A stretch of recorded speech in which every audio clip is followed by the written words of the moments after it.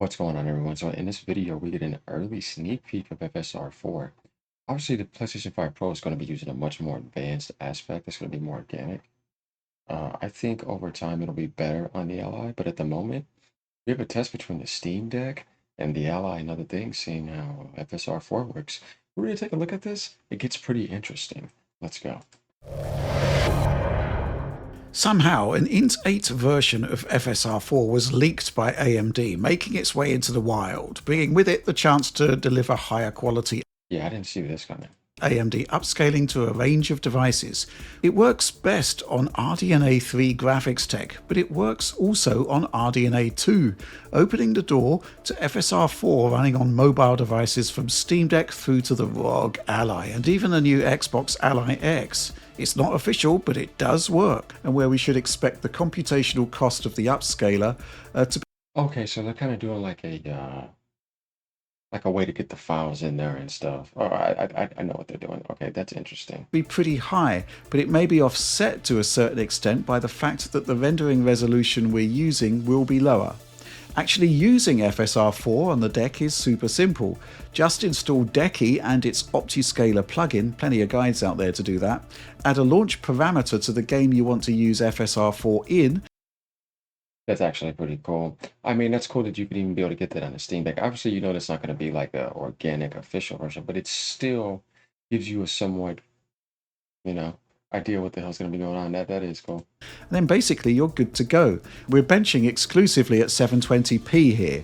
I switched my benchmarking game of choice from Horizon Forbidden West to Cyberpunk 2077, as this game is more manageable for deck hardware. I'm using straight medium settings here in So 33% or 33 frames, 100%, 130. Okay, it must be demanding. I don't think they have the tech for that. This is why NPU helps and AI assistance, because otherwise, yeah. all tests unless otherwise indicated. But things aren't looking exceptionally great for FSR4 here. With the game on medium settings and the deck set to 720p, FSR4 only delivers a 16% advantage over native resolution rendering, while XeSS ups that to 33%. FSR3 is best with a 44.6% lead over native, which translates to a remarkable 24-point advantage over FSR4. The real news here is that the additional processing time for using FSR4 over FSR3 averages out at 4.8 milliseconds. So that's 4.8 milliseconds on top of whatever the computational hit Something tells me that Cyberpunk it's going to be more demanding. Maybe another game sim may work a little bit different. But even then, though, I mean, there's a lot of work that needs to be done in this for this to be officially working.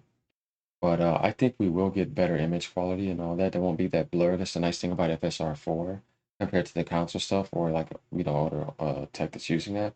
And they're going to bring in other stuff too. We're just seeing Steam Deck first. FSR3 has. Ouch. Okay, you might think FSR4 has better image quality, right? So let's drop down a setting or two and see how image quality looks across the various presets as we attempt to claw back performance. Well, sorry, but the cost of FSR4 is so significant that lowering quality mode to balanced only yields a 2.5 FPS advantage. So I want to tell you guys, I get what he's saying, but this does not define the wholeness of FSR4. This is like some aspect they're kind of trying to get on Steam Deck to see how it is at this moment. But this is not how it's going to work on PS5 Pro or even the Ally once they get things going. But even then, at the moment, I think it'll even be rough on there. You need the technology to run that. That's why NPUs and AI systems help, because it takes the load off of that. Otherwise, you will be using more and it'll be more demanding, and you'll feel like you're disappointed. But that's not the case when it comes to this. We'll really see its fruition with cards that have that RDNA4 future and have the tech that's needed for it organically. But this is still cool to the sneak peek. We'll Around 7%. Lowering quality still further to performance mode increases frame rates by 5.5 FPS, a 14.5% boost compared to quality mode. All told, the best we can do here is a 25% lead over native resolution rendering by using FSR4 in performance mode, which is upscaling from just 25% of the output resolution. That's not bad though, considering that this is just straight up native, and you're still getting FPS increase with image quality that could possibly look better. Obviously, we need more time with that with a device like Steam Deck or something. Crazy stuff. Still, it did Yeah. mean I could play Control in balance mode FSR4 with what are essentially console equivalent settings in their quality modes, which is essentially a low/medium hybrid on PC with medium RT. Engage the DeX 30 FPS limiter here and you're good. Yes, there can be some performance drops, but hey, the most impactful ray tracing effect in Control is present and correct and it looks great. But why choose FSR4? Well, let's look at this comparison. Ray tracing, extremely heavy, right? Especially on a Steam Deck. This scene here delivers around 21 FPS native. Control has its own upscaler, so dropping from 720p to 540p is a big win, delivering a 53% performance improvement.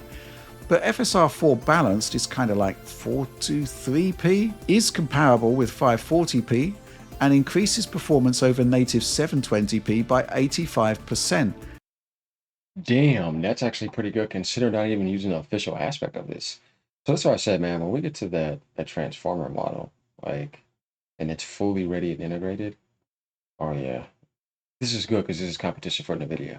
Like, this is what I want to see, guys. Just even seeing it on the Steam Deck, we kind of get an idea of how it could be much better on other aspects with more up-to-date technology. Definitely like future stuff. What if they make a Steam Deck too, whatever? I'm pretty sure they will because Nintendo made a Switch too, and Valve's just going to keep following that model. So, Enabling us to absorb the hit of RT processing. Of course, we're injecting FSR4 here in place of DLSS, and Optiscaler can inject FSR3 instead. But weirdly, it's only 4% faster than FSR3 in this scenario. So FSR4 for the win, I guess? Not quite sure why FSR3 isn't a fair bit faster, but this is what the test came up with. One of the stated aims for FSR4 from AMD's perspective was to add good quality upscaling to its current range of mobile graphics, pretty much all based on RDNA 3.5, apart from some of the more bizarre entrants into the firm's Z2 lineup that are essentially respins of much older silicon. Still, Z1 Extreme in the Asus ROG Ally is RDNA 3.5, so let's dig in, returning to Cyberpunk 2077 and initially some strange results here at 720p resolution. again, yeah, you see, you guys are probably thinking you were going to jump up frames big time. Because this has an NPU, but this is not official, but it still gives you the idea of, what it can do because it can run it obviously better than the Steam Deck because it has better technology. But this is ROG Ally, by the way. So honestly, no. Okay, so yeah, ROG Ally X is what you want to look for. Okay, never mind. Again at medium settings with the Ally set to 30 watt TDP. Only FSR3 offers a reasonable bump with a 24% perf boost, dropping to 10.5% with XESS and a mere 7.7% with FSR4. FSR3 15% faster than FSR4, and the millisecond gap, a substantial 7.7 milliseconds. It's not much joy by using more aggressive upscaling either. You can get a 20-point boost to frame rate overall, but you need to drop to FSR4 performance mode to get it. That's my worry. Definitely with frame gen. Oh my God, like on a handheld, it's gonna like have some serious MS issues if they don't know how to get it down. This is another reason why, like, I'm thinking like, well, NVIDIA had this going for a while, and even their stuff has some issues, and their technology is ahead. So I don't know how I feel about frame gen with this. We're gonna see though. This is not great, so I tried again at No. 1080p with more intriguing results at balance mode or equivalent in the case of XESS. FSR4 is still at the bottom of the pack with a 28% increase in performance, rising to 35.5% with XESS and 56% with FSR3. So that gives us a 4.5 millisecond processing time cost for the new AMD upscaler over the old. Man, FSR3 really is so fast by comparison, and that's the key area where I think FSR4 in its final form has to make some strides. Even FSR4 in performance mode can't catch up with FSR3 in balance mode here, but I'd say that the performance boosts here are pretty decent overall, and obviously there are image quality improvements. So he's basically saying he would have liked to see the FPS be higher than 3 and giving you that increase of that image quality. Obviously, when we get more official stuff like, the CNN model and Transformer model, we're going to be seeing improvements. Things are going to improve. We know how that works. You get FSR4, 4 point something, 4.1, 4.2. You know what I mean? It's going to keep on getting better, just like DLSS 3.1, 2, 3, 4, 5, all the way up to 4. So do not apply this to the PS5 Pro, guys, because this is not really going to apply to that when it comes out. I want to go ahead and clarify that. But it is nice, like I said, to get an early sneak peek of how you think this could work and get like maybe software updates or You know, those little other little quirky ways they get it in to get it on there and use it. But remember, it will be way better on what it's organically functioned for. So, because we know these don't have RDNA 4 feeds, so it's like, no. Improvements, and certain games can look pretty awesome still, even in performance mode at 1080p. And here's one of them, as we look into practical uses for FSR4 then. I stayed with Cyberpunk 2077 and adjusted settings to FSR4 performance mode and chose the PC equivalent settings to the PS5 performance mode. And where Switch 2 had higher equivalent PC settings, volumetrics essentially, better suited to lower resolutions. He said Switch 2 had better, higher settings. I'm telling you, DLSS is, and the way that Nintendo has things on there. Takes time to master that handheld world. Don't just jump in there that easy. I dialed those in instead. First of all, let's aim to target 30 frames per second with as close to a lock as we can get, and let's push through GPU-heavy environments from the Phantom Liberty expansion, then go for some needlessly provocative shootouts in the open world, a part of the game where the Switch 2 version tanks. I'm using FSR4 performance mode here, so effectively running a 1080p output upscaled from 960 by 540. Upscaling does tend to work well with Cyberpunk 2077. I think it's a genuinely handsome game playing out here that looks superb on the handheld screen. Performance-wise, it barely misses a beat. But the Ally has a 120Hz screen, opening the door to a 40fps performance mode if you like, but similar to Switch 2, we're just asking too much here and frame rates remain in the 30s. Ultra performance mode may well get I was trying to tell people about that. you closer to that 40fps cap, but I thought I'd try something different and kick in FSR 3.1 frame generation, which does indeed work in concert with FSR4 upscaling. There are plus points and minus points. Can't say I was really bothered by the latency, which surprised me, nor was I upset by frame generation artifacts. Something seemed a bit weird though, and to get the closest I could to a VRR experience, the Ally has a VRR screen remember, I turned off VSync and recaptured.